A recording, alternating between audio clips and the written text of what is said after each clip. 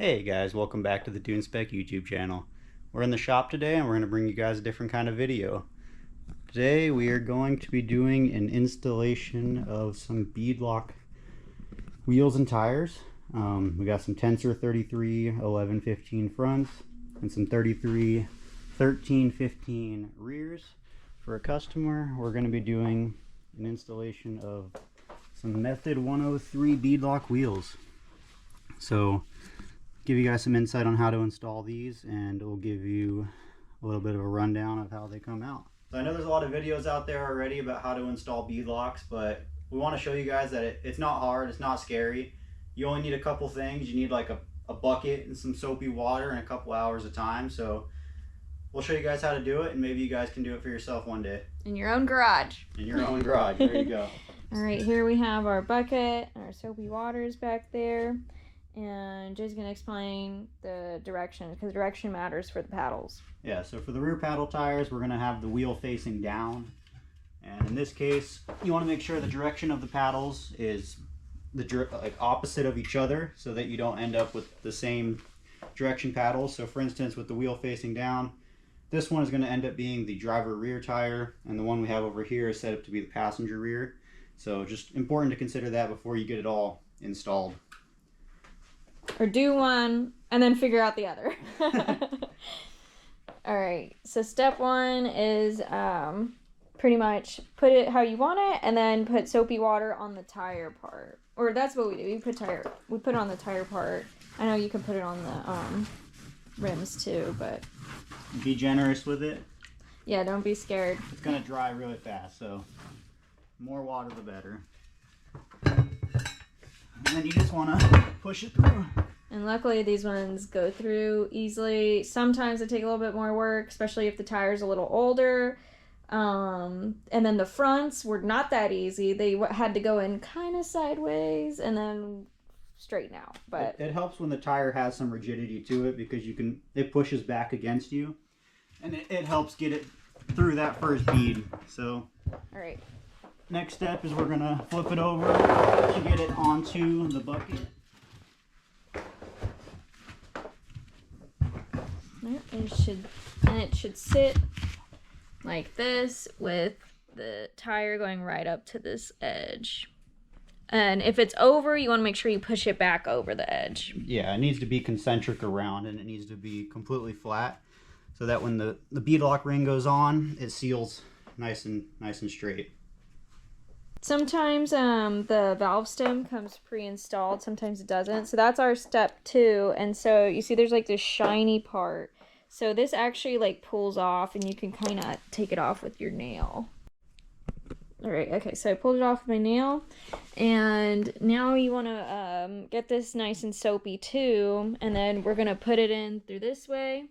Oh, I forgot. you need to put the valve cap on, so then you can pull it with that. Otherwise, you'll mess up the threads. So we're gonna do that.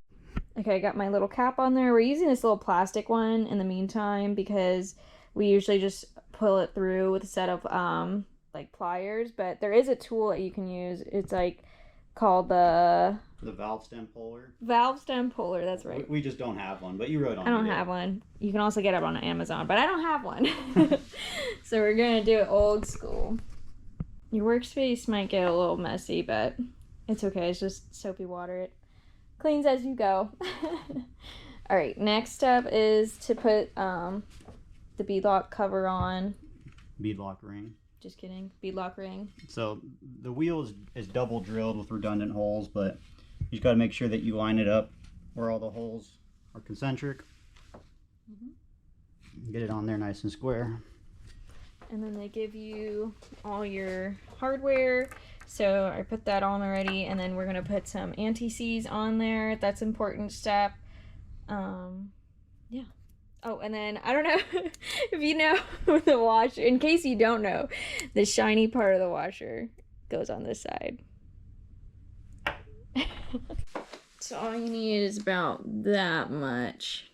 Not too bad. And make sure you wear gloves with this. Or don't, but then immediately wash your hands. Let me know in the comments. Are you guys glove people, or do you not wear gloves and then you risk it and then Justin gets mad at me? I always get mad at her because she doesn't wear gloves, and then she'll cut her hands. And I was like, if you would have wore gloves, then you would have been fine. It's not true. When you've been doing this for 10 years, you've cut your knuckles enough to realize that gloves save knuckles. Gloves save knuckles. Yeah. But sometimes the gloves are too big, so that's kind of why I don't like them all the time. So you want to make sure that you start doing this in a cross pattern, and you always want to start them by hand because you don't want to cross thread these bolts with a drill. Yeah, do not use an impact. So start with a 4 and then keep working your way kind of in a star pattern. After you start it by hand, you can use a little extension with the socket. It's the way I like to do it, kind of get those going more. And you're going to do this all the way around to get it seated nice and straight.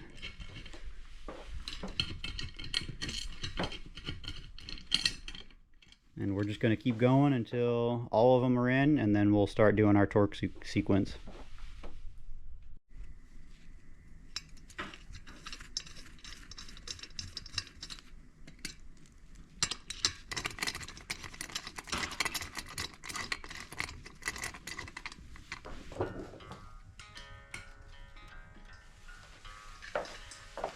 Try not to get anti-seize everywhere. It's a mess. I've already gotten it everywhere. Typical. I don't know what to say. Once you get it on one thing, you'll find it everywhere. It'll be on your clothes, on the wheel, on the doorknobs, all the way to the bathroom. Just don't lick your fingers. No garage burgers when working with anti-seize. Just garage beers. Or margaritas in our case. Yeah, margaritas.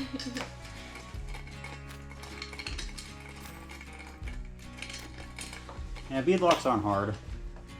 They can be, I guess they could be fun if you just have a night in the garage. As long as they're not fighting you. Date night. The rears go on pretty easy. The fronts, not so much. Yeah, do those first so you end on a win. Exactly. We weren't having the best time with the fronts. No.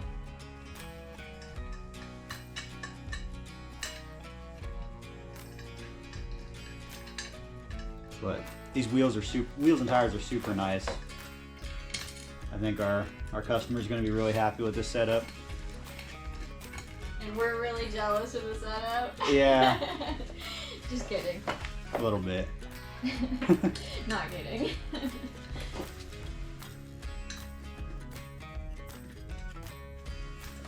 Oh no, I got it everywhere.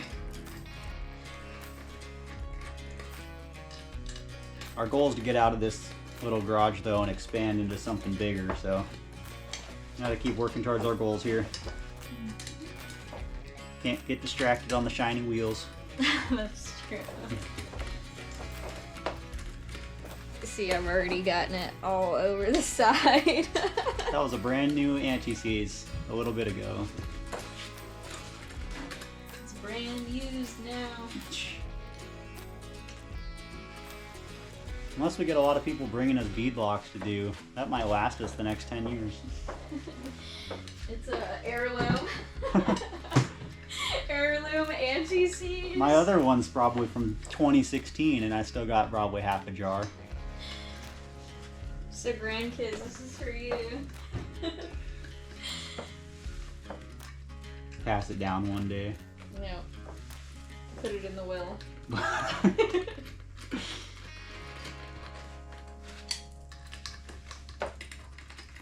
So, you guys are just hanging out with us on a Friday night here in the shop at DUNE Spec. Yep. So we're getting pretty close here. I'm just getting them all cinched down by hand. And then we're going to start going around with a ratchet. And then we'll get the torque wrench out and we'll start torquing them. The torque spec on these is 20 to 25 foot-pounds. I like to land right about in the middle, so I'm doing 22. And then after 50 miles, you're going to want to check the torque on all those. And then every 200 miles, you're going to want to check them again. If they start to loosen up, you're going to start getting a slow week. And that's never fun. So just stay on top of it and you won't have any problems. Get a portable air compressor. Yeah, Harbor Freight Bauer air compressor works pretty good. We know from experience. We keep that in the car just in case you ever need to air up your tires.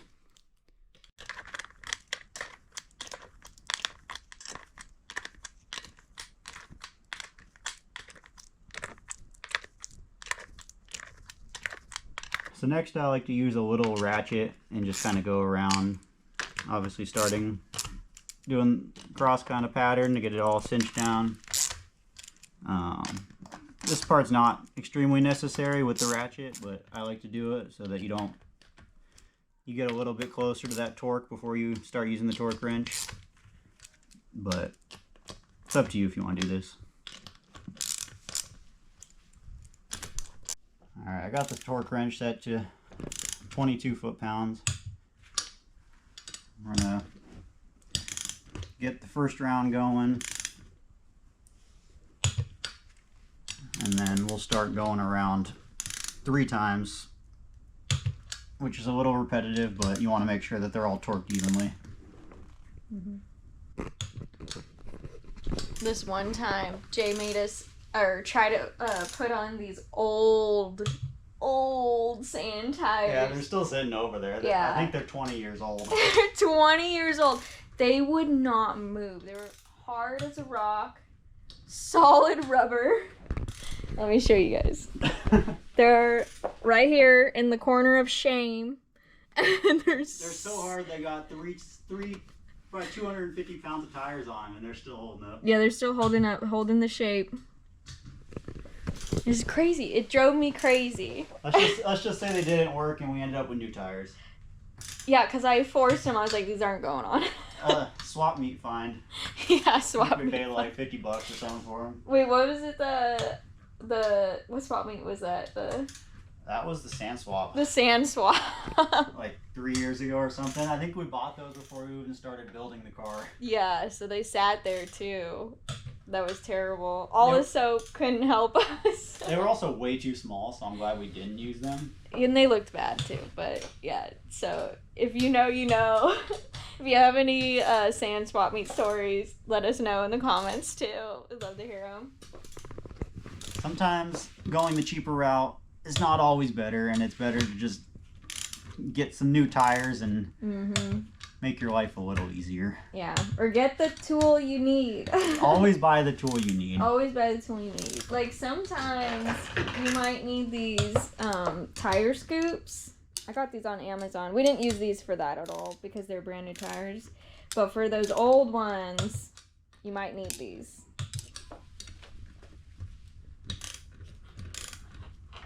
The right tool will always make the job easier.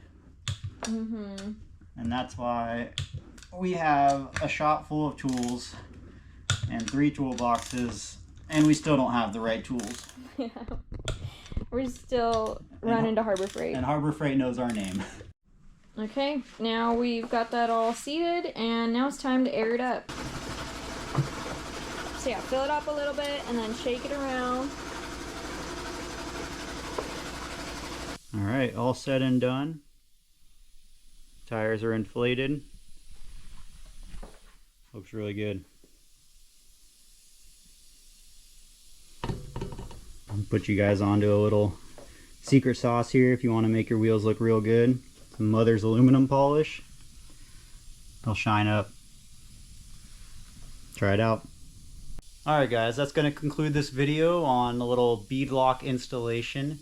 If you guys like what you saw, give us a like, a comment, and a subscribe. And if you want more videos like this, then leave that down in the comments below. And if there's anything else you want to see, then let us know as well, and we'll try our best. But for now, this is the end of the night for us. We'll see you guys in the next one. See ya. Bye.